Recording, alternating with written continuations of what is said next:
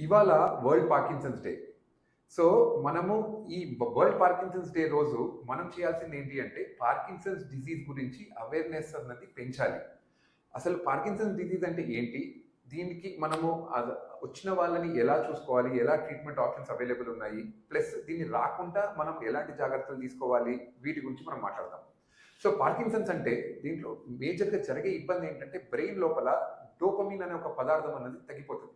తగ్గిపోవడం వల్ల పేషెంట్‌కి ప్రెజెంట్ అయ్యే సింప్టమ్స్ ఏంటి అంటే, నడక అన్నది చాలా స్లోగా అయిపోవటము, పనులు అంటే చురుగ్గా మనం ఒక దాన్ని పట్టుకొని, తీసుకొని మనం ఏదైనా పని చేయాలన్నా కూడా దాంట్లో చాలా స్లోనెస్ రావటము అండ్ ట్రెమర్ అంటే చెయ్యి బాగా వణకటము, చేయటము అండ్ ఇది జనరల్లీ ఫస్ట్ ఒక చేతిలో మొదలయ్యేసి నిదానంగా over a period of months and years severity పెరుగుతుంది. అదేవిధంగా వేరే చేతికి పాకటం చేయటం కూడా జరుగుతుంది.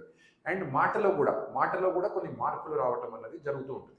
జనరలీ ఇది ఎల్డర్లీ పాపులేషన్ అంటే ఒక 50-60 ఇయర్స్ దాటిన పాపులేషన్లో జనరలీ మనం ఎక్కువగా చూస్తూ ఉంటాము. చాలా తక్కువ మందిలో యంగ్ ఆన్సెట్ పార్కిన్సన్స్ అన్నది ఉంటుంది. దీనికి ట్రీట్మెంట్ ఆప్షన్స్ గురించి మాట్లాడితే దీంట్లో చాలా fantastic absolutely brilliant treatment options ఉన్నవి. అంటే దట్ రేంజ్ ఫ్రమ్ టాబ్లెట్స్ వాడి మనం కంట్రోల్ చేసుకునే ఆప్షన్స్ ఉన్నాయి. ఇన్ సివియర్ కేసెస్ దీనికి ఇంజెక్టబుల్ ఫార్మ్ ట్రీట్మెంట్స్ కూడా అవైలబుల్ ఉన్నాయి.